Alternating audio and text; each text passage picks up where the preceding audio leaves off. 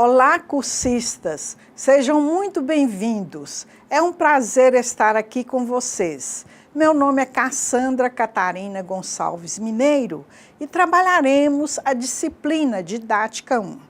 Peço que em nossas aulas vocês estejam munidos de papel e caneta para quando surgir alguma dúvida, vocês anotarem e depois apostarem no nosso Fórum Tira Dúvidas, já aproveitando a oportunidade para dizer que vai haver um Fórum Tira Dúvidas para cada uma de nossas aulas. Então, postem as dúvidas no fórum pertinente à aula.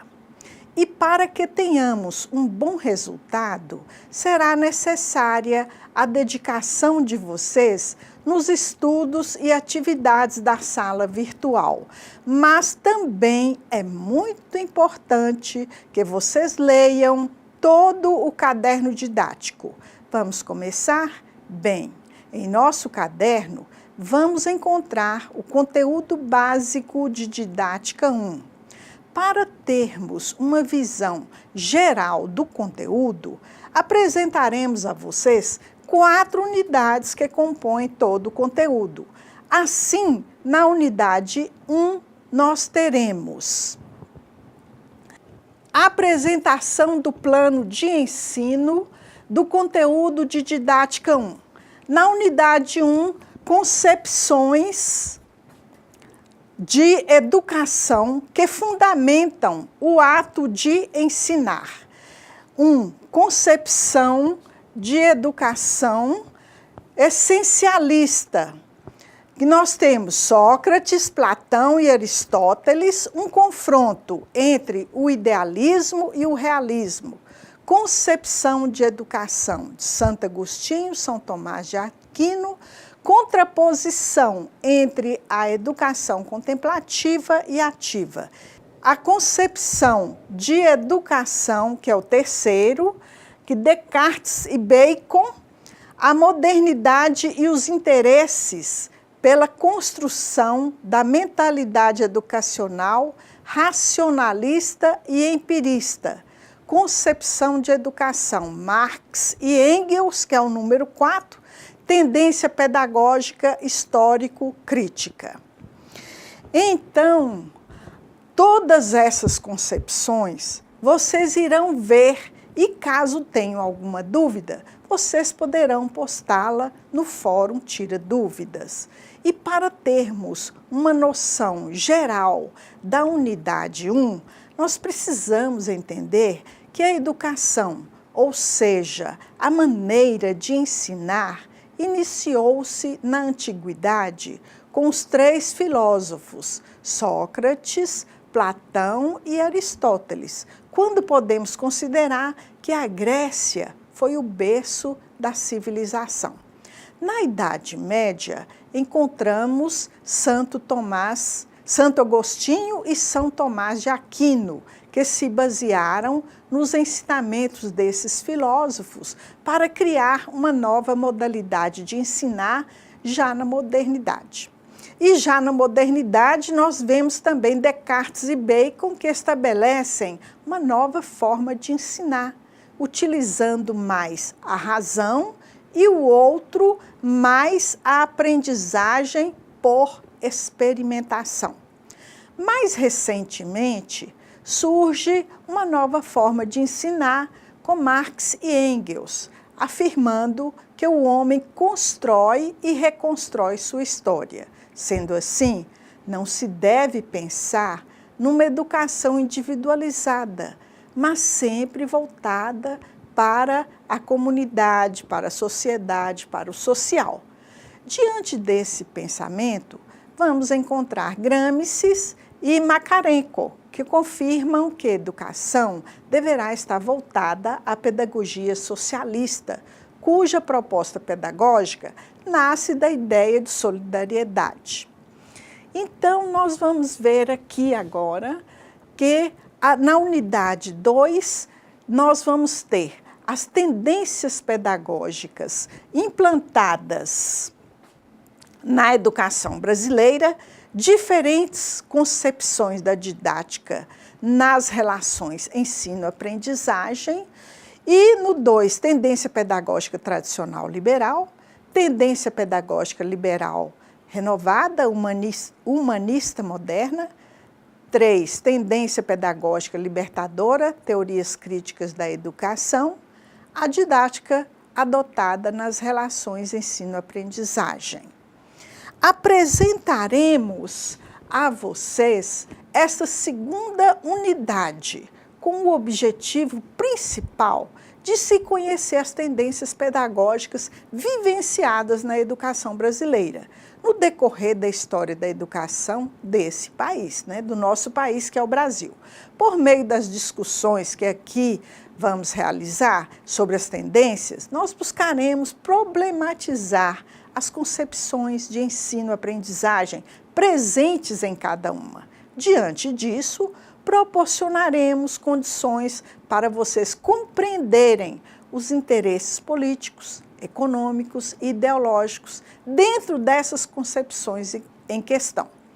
E assim, como no primeiro capítulo, ao ler os textos, iremos realizar uma discussão fundamentada numa visão histórico-crítica, que, de acordo com nossos estudos, na primeira unidade, concebe a educação como um processo dinâmico e dialético, negando os princípios essencialistas que concebem que as ideias nascem antes dos homens.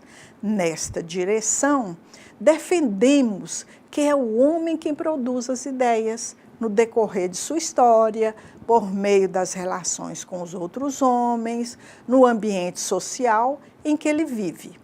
Então, a base teórica que utilizaremos para discutirmos os elementos propostos para essa unidade se encontram no pensamento dos seguintes autores, que nós vamos ver cada um separado: Libânio, Aidit, Veiga, Saviani, Gasparin, Silveira Rodrigues e outros.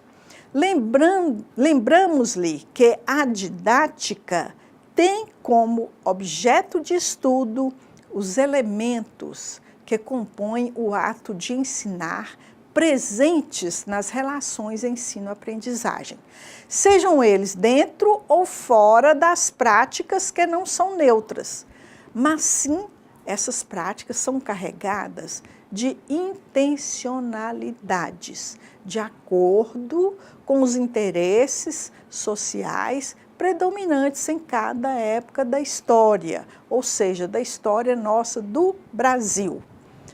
Então, veremos agora. Então, aqui na unidade 3, nós vamos ver a identidade do professor nas diferentes formas de trabalho pedagógico contemporâneo, a relação professor-aluno em suas dimensões. 3.1, a construção da identidade do professor nas diferentes formas de trabalho pedagógico contemporâneo. O 3.2, a relação professor-aluno em suas dimensões. Seriam quais dimensões? Dimensão ética, dimensão política, dimensão pedagógica e dimensão social. Então, meus caríssimos alunos, nós vamos iniciar a terceira unidade desse caderno e, para isso, nós precisamos lembrar que nessa unidade oferecemos ao futuro professor oportunidade de questionar sobre o modelo de ensino-aprendizagem que está sendo vivenciado no espaço escolar. Dessa forma, convidamos vocês a entrar nesse debate sobre a importância do trabalho com projetos, como possibilidade de avanço no trabalho pedagógico na sala de aula. Assim, nós afirmamos por que consideramos que muitas são as tentativas da escola em encontrar novas formas de trabalho para amenizar as dificuldades de aprendizagem dos alunos enfrentadas pelos professores no cotidiano da sala de aula, na maioria das vezes tentativas frustrantes. Gasparin, ele afirma que pode ser que a escola hoje não esteja acompanhando as mudanças da sociedade atual e, por isso, deva ser questionada, criticada e modificada para enfrentar os novos desafios. Diante disso, o nosso estudo tem como objetivos: primeiro, compreender a cultura da organização escolar, a fim de refletir acerca da importância do uso adequado do tempo e do espaço na escola, no processo ensino-aprendizagem. Então, problematizar as contradições, ou seja, os problemas, as dificuldades presentes na realidade da cultura e organizar a escola brasileira, tendo em vista a atual realidade das políticas educacionais que propõem o modelo predominante de organização escolar. Isso tudo por meio de projetos de trabalho que visam adequar o processo ensino-aprendizagem ao tempo e espaço escolar. Então, nós precisamos refletir acerca dos parâmetros curriculares nacionais, ou seja, os PCNs, para entendermos a importância dos conteúdos sociais para o trabalho pedagógico desenvolvido na escola, objetivando problematizar os interesses dentro das políticas que produziram e implantaram os mesmos.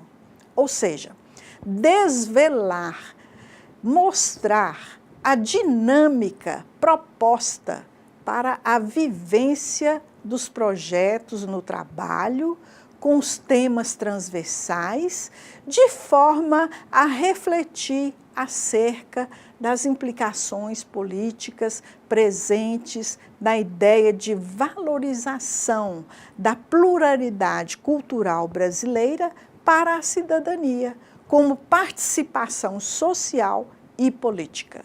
Então, compreender os fundamentos pedagógicos que sustentam o trabalho com projetos, bem como as intenções que estão dentro dessa realidade histórico-social e política, que demandam a vivência do ensino-aprendizagem por meio de trabalhos com projetos.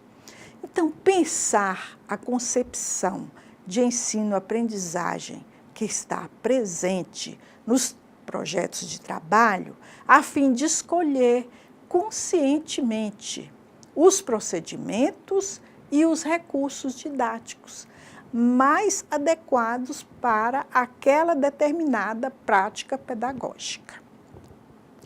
E agora nós vamos ver nesse slide o processo ensino-aprendizagem. O processo ensino e aprendizagem é a abrangência do planejamento de ensino. 4.1, a importância de planejar a ação educativa. No 4.2, o planejamento de ensino.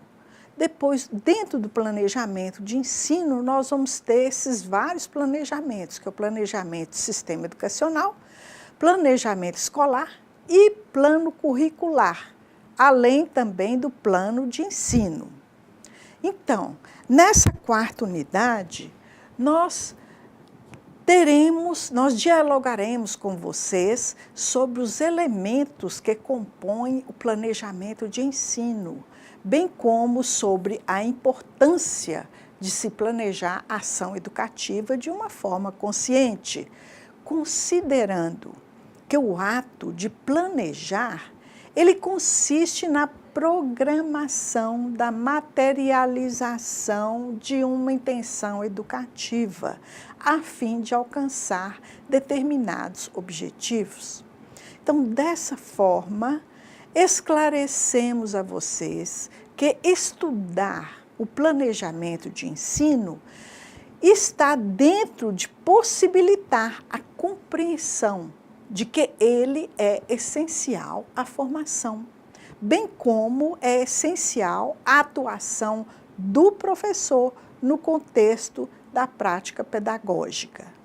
Nessa perspectiva, nós vamos problematizar as condições históricas que produziram a necessidade da prática de planejar, o ensino por parte dos professores e ainda pensar a respeito de como vem sendo a postura do professor diante do ato de planejar o ensino.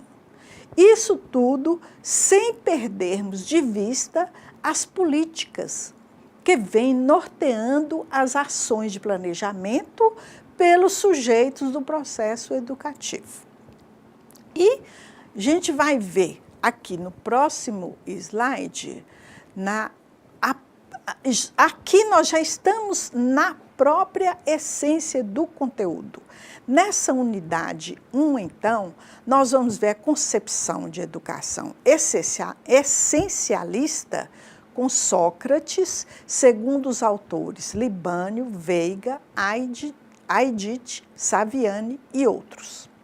Em Sócrates, nós vamos ver que ele é um professor, que ele confirma que o professor não devia ensinar diretamente, pois ele nada sabe. Ao professor cabia tirar da alma do aluno o que estava sendo gerado. E na convivência de ambos, por meio de perguntas, promovia-se a prática do pensar. Proporcionava condições ao aluno para o autoconhecimento e a descoberta do belo.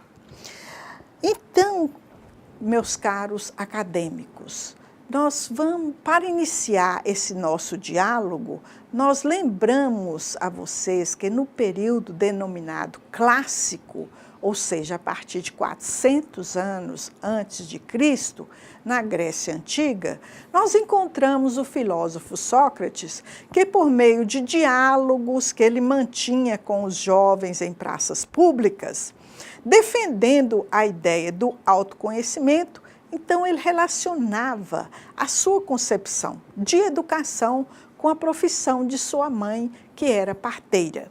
Nós esclarecemos, então, que Sócrates ele tinha uma visão de mundo que se manifestava idealista, essencialista, quando propunha a busca do conhecimento da identidade, ou seja, do conhecimento da essência que cada um já traz consigo desde que nasce.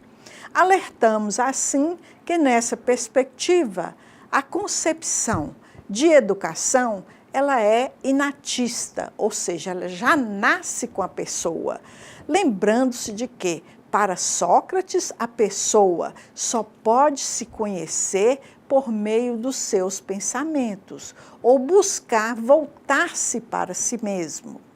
Dessa forma, podemos compreender que para Sócrates o professor não devia ensinar diretamente, pois ele nada sabe. Você então precisa saber que nessa direção ao professor cabia tirar da alma do aluno o que estava sendo gerado. E na convivência de ambos, por meio de perguntas, promovia-se a prática do pensar e assim conduzia ao parto espiritual, que proporcionava condições ao aluno para o seu autoconhecimento e a descoberta do belo. E agora nós vamos ver nesse próximo slide a concepção de educação essencialista. Platão. Para Platão, os processos educativos existiam somente para os homens considerados livres. Assim como nos dias atuais, a educação é concebida com um caráter seletivo e excludente, por mais que não seja o que consta nos discursos oficiais. Platão muda a maneira de conceber o homem não como livre, mas obrigado a agir sobre as instâncias da lei. Então, diante disso aí que nós colocamos, nós ressaltamos que, de acordo com o pensamento de Platão, conforme isso aí que foi apresentado, em uma fase de sua vida, ele concebia que o homem era livre perante os seus pares e apenas poucas pessoas tinham a capacidade de ver os fenômenos além das aparências. Esta qualidade era para poucas pessoas, porque ele considerava que as pessoas livres é que podiam aprender, que os escravos não tinham capacidade de aprender. Dessa forma, a educação era concebida por Platão como resultado da natureza de cada indivíduo. Enfatizamos que aqui os processos educativos eles priorizam os homens considerados livres. Assim como nos dias atuais, a educação também ela é concebida com um caráter seletivo e excludente, por mais que não seja o que consta nos vários discursos oficiais que a gente vê. Então, para a gente dar sequência aos nossos diálogos, nós lembramos que Platão, em outra época de sua vida, ele já enxerga o mundo de mais de uma forma realista, já não mais como ele enxergava antes, o homem somente livre. Então, assim, ele muda sua maneira de conceber o homem, não mais como livre, mas obrigado a agir sobre as instâncias da lei. E nós vamos ver também que, na próxima concepção de educação realista, nós vamos ter agora Aristóteles, que foi discípulo de Platão. Então, nós vamos ver, para Aristóteles, a educação ocorre por meio da experiência, da prática elaborada pelas mãos do homem, e não uma atividade somente teórica. Então, nasce a ideia do aprender fazendo, predominando a ideia que o professor não ensina, mas orienta por meio de suas atitudes. Então, diante disso aí que nós vimos de Aristóteles, meus caríssimos acadêmicos, gostaríamos de que você compreendesse que Aristóteles, ele valoriza a atividade prática, que antes era destinada apenas aos considerados seres inferiores. É importante você entender também que Aristóteles, ele discorda de Platão, quando ele diz que a aprendizagem é inata e torna-se material por meio da maiêutica. O que é a maiêutica? É a arte de perguntar. Então, na concepção aristotélica, a educação ocorre por meio da experiência, da prática elaborada pelas mãos do homem, rompendo então com essa ideia platônica de que a educação é uma atividade meramente teórica.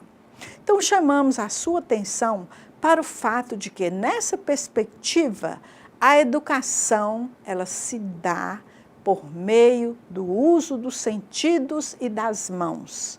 Então, nasce a ideia do aprender fazendo, que predomina nas abordagens, de que o professor não ensina, mas orienta por meio de suas atitudes, lembrando que Aristóteles diz que o homem já nasce com potência, que se materializará por meio da observação e do ato, repetindo por várias vezes que consiste no treino, como propõem as concepções técnicas condicionantes.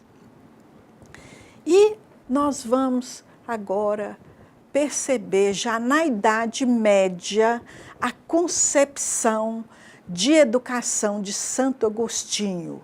Para o homem se educar, é necessário voltar-se para si mesmo, segundo Santo Agostinho. A contemplação é fundamental no processo educacional, pois é necessária uma situação em que o homem se sinta aflito na busca de resposta. Então, Santo Agostinho, 1980, já na Idade Média. Meus caros acadêmicos e acadêmicas, chamamos a sua atenção para o fato de que, no cerne, ou seja, dentro dessa concepção de homem de Santo Agostinho, nós encontramos a sua concepção de educação também, que segundo ele, a educação é obra de Deus, pois só Deus é capaz de informar a mente do homem. Então, Agostinho, ele afirma o pensamento socrático-platônico, dizendo que a educação é iluminação interior.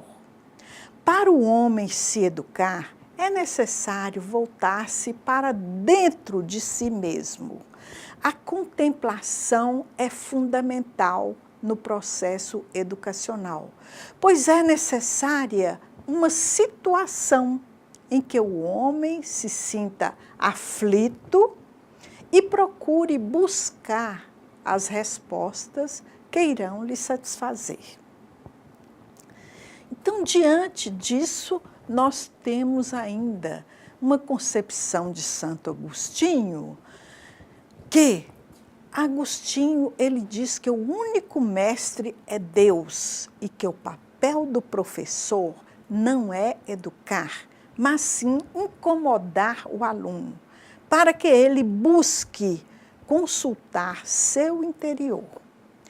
Ao considerar-nos como morada de Cristo, que é verdade absoluta, nos direciona para a proposta platônica de uma educação que nasce na alma. Santo Agostinho, 1980, isso aí nós estamos vendo baseado em Sócrates e Platão.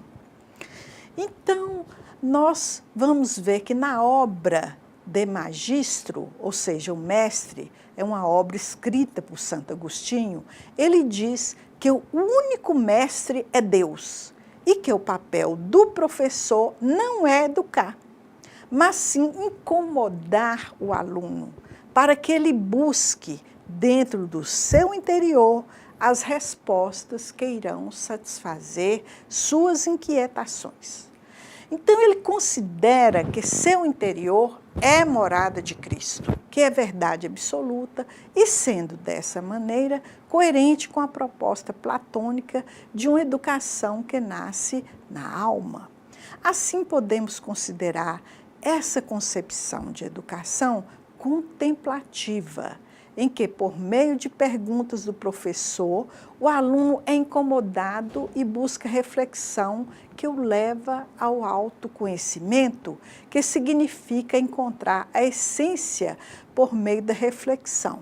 Concebe a educação não dependente da atividade do homem, que ela é gratuita. Então, o homem já nasce com sabedoria, então precisa buscar no seu interior para conhecer esse tipo de sabedoria.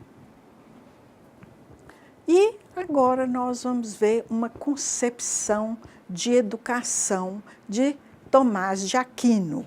Então, São Tomás de Aquino, ele nega que a pessoa já nasce com conhecimento, entendendo-se que elas não precisam ser educadas. Para acontecer a educação, é necessária uma relação íntima entre a razão e as mãos.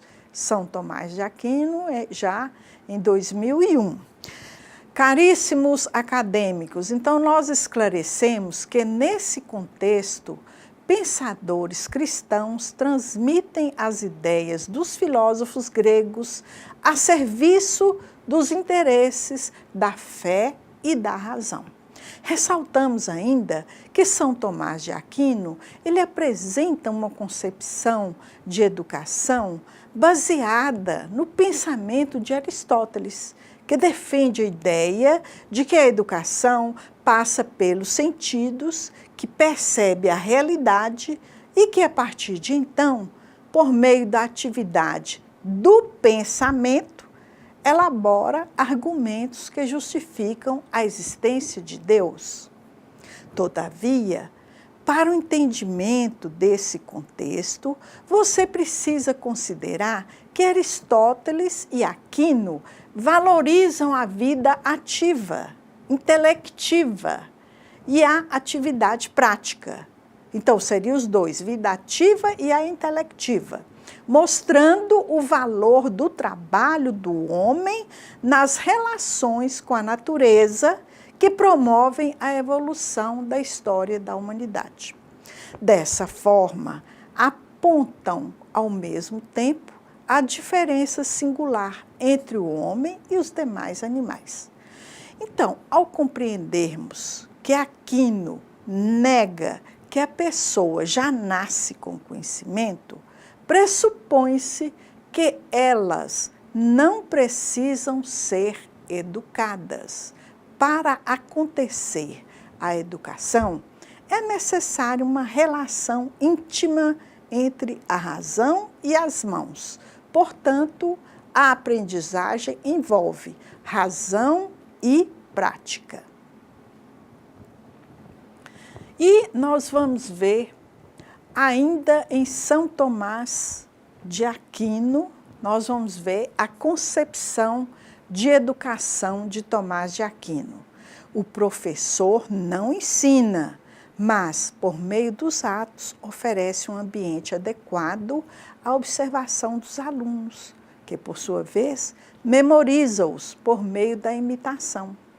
Afirma ainda que tal relação é característica do homem, possibilitando transformar o mundo. Aquino, 2001. Meus caros acadêmicos e acadêmicas, então, quando ele diz que o professor não ensina, ele afirma que o professor oferece um ambiente aos alunos que permite memorizar e imitar o que vê. Essa relação conduz o homem a transformar o seu ambiente. Então, na obra De Magistro, ao defender que o espírito é integrado à matéria, Aquino contradiz as ideias da existência de um só intelecto para todos os homens, defendendo as doutrinas dominantes na época. Então, a sua concepção de educação também contradiz as doutrinas dominantes ao defender que a pessoa não aprende por si própria, só ouvindo o professor falar e meditando. Então, o que a gente pode observar? Que a defesa da concepção de que a educação é ao mesmo tempo ativa e contemplativa, ou seja, teórica e prática, que se inicia por meio do intelecto, que ilumina tudo que vê, ou seja, pelos órgãos dos sentidos da visão, que aprende a imagem de forma a possibilitar a ação intelectual intencional, que é o pensamento. E aqui agora nós vamos ver a concepção de educação de Bacon. A educação, segundo Bacon, encontra-se em acordo com o pensamento de Aquino na Idade Média. Ele afirma que o conhecimento é construído da abstração intelectual a respeito do que é permitido pelos sentidos na natureza. Meus caros acadêmicos e acadêmicas, nesse caminho esclarecemos que Bacon propõe uma ciência que defende a lógica indutiva por meio do método experimental, com base em generalizações oriundas de observações repetidas do que vinha acontecendo até então, com a finalidade de formular leis científicas. Logo, podemos considerar que a concepção de educação proposta por meio das ideias empiristas de Bacon encontram-se em consonância com o pensamento de Aquino na Idade Média, quando ele afirma que o conhecimento é construído da abstração intelectual a respeito do que é percebido pelos sentidos na natureza. Nessa direção, podemos entender que a concepção de educação, que origina do pensamento de Bacon, tem suas raízes no pensamento realista de Aristóteles. E nós vamos agora ver a concepção de educação de Descartes, que com Descartes nasce a educação humanista moderna, aqui já nos tempos modernos, quando ele explica que a construção do conhecimento é mecânica e acontece por meio da intervenção técnica sobre a natureza física e humana. Então, precisamos ter claro que Descartes defende o homem como um ser pensante e racional, independente, capaz de perceber o mundo sensoriamente e conhecê-lo por meio do pensamento, de forma a fazer as suas escolhas convenientes. Então, essa concepção de Descartes rompe com o conhecimento originário na fé e concebe o sujeito como conhecedor, afirmando que o homem existe a partir de sua capacidade de elaboração do pensamento por meio de uma razão direcionada à busca do conhecimento pelo menor número de regras. Então, com base nas ideias que apresentamos no parágrafo acima, Descartes estabelece a dúvida metódica como condição para conhecer a verdade. Dessa maneira, nega o empirismo e propõe questionar todos os conhecimentos e analisá-los criteriosamente, tendo em vista encontrar a verdade. Com as reflexões realizadas, é possível percebermos que as concepções filosóficas em educação produzidas na Grécia e cristalizadas até a sociedade atual deram origem a essas várias correntes filosóficas que são diferentes. Então, nós vamos ter aqui uma concepção de educação em Marx e Engels, que eles concebem um homem como sujeito de sua história. E por meio das leis do pensamento, eles sempre constroem e reconstroem a sua história, promovendo a mudança contínua da natureza, ou seja, o homem faz a dialética. Diante do exposto até então, nessa etapa de estudo, esclarecemos que, para compreendermos a concepção de educação, é necessário entendermos que Marx e Engels, filósofos e economistas alemães, em defesa do proletariado, defendem a concepção dialética do mundo, negando o princípio da identidade defendido por Platão. E diante da concepção de mundo deles, eles constroem uma teoria conforme o método dialético, Porém, é preciso deixar claro que, conforme esses pesquisadores, ao se falar de dialética, precisamos entender que a mesma é a percepção de que a realidade não é fixa, sem mudanças. Então, percebemos que a dialética é existir um constante movimento que transforma a nossa realidade em que vivemos. Então, nós esclarecemos assim que Marx e Engels rompem com a visão a priorística das ideias dos antigos filósofos. Porém, eles vão buscar em Hegel, que é um outro alemão, a visão de Hegel de totalidade, que sustenta a concepção histórico-crítica, que compreende a construção das ideias a partir da realidade material, concreta, vivenciada nas relações problemáticas existentes entre consumo e produção. E a gente vai ver também a concepção de educação com Makarenko e Gramsci. Eles defendem a ideia de que o método de ensino deve ser pensado a partir da organização da escola, em uma perspectiva coletiva e não no indivíduo isolado. Também não pode ter como base a relação professor-aluno no contexto micro da sala de aula, sem levar em conta as contradições vividas na realidade social. Assim, meus queridos acadêmicos e acadêmicas, o ensino não pode ser pensado vislumbrando a ideia do indivíduo isolado.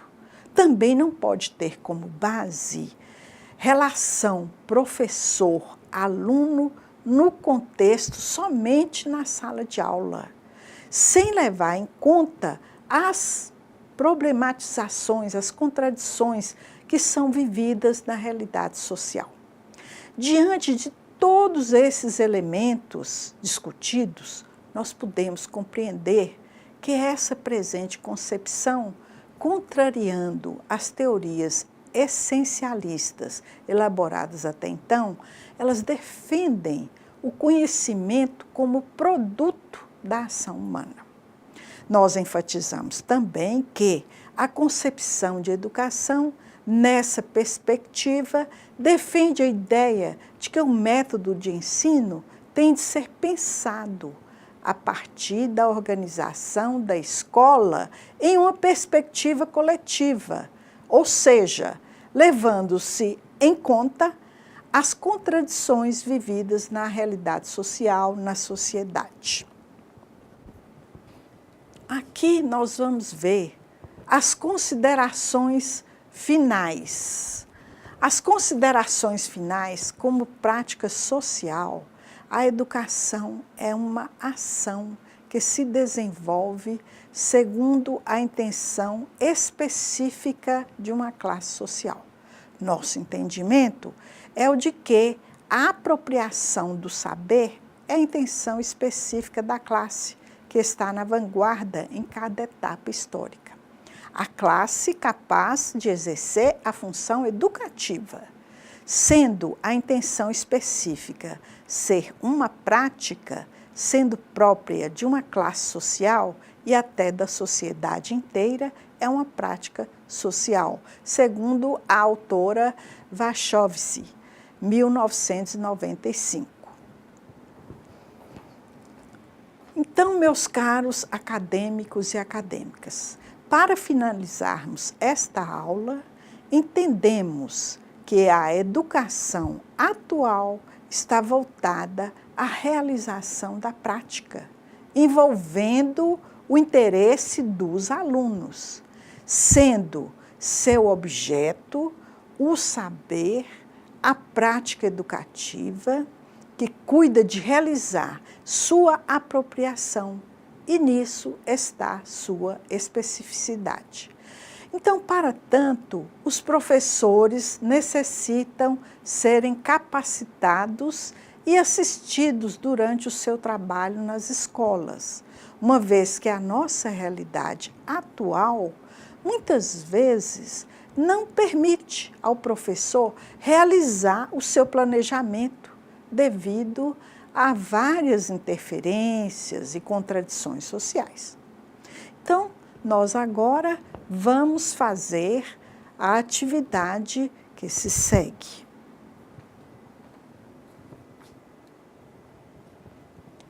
E aqui, finalizando esta aula, vocês vão realizar a atividade abaixo, né? Número 1, identifique os nomes dos filósofos que iniciaram a concepção de educação, o ensinar na Grécia Antiga.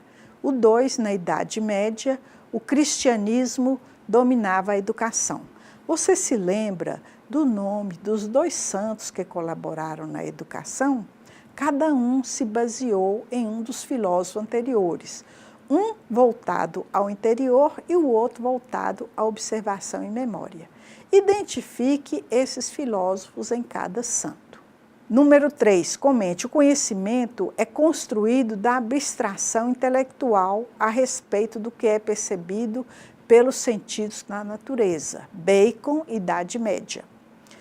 Então, meus caros alunos, eu quero finalizar a nossa aula dizendo para vocês que façam essas atividades que estão propostas e o tutor presencial irá depois conferir as respostas que vocês vão dar, né? E que vocês poderão verificar com eles a certeza que vocês colocaram nessas respostas, né? E se não, corrigir e conferir com os tutores. Muito obrigada e até a próxima.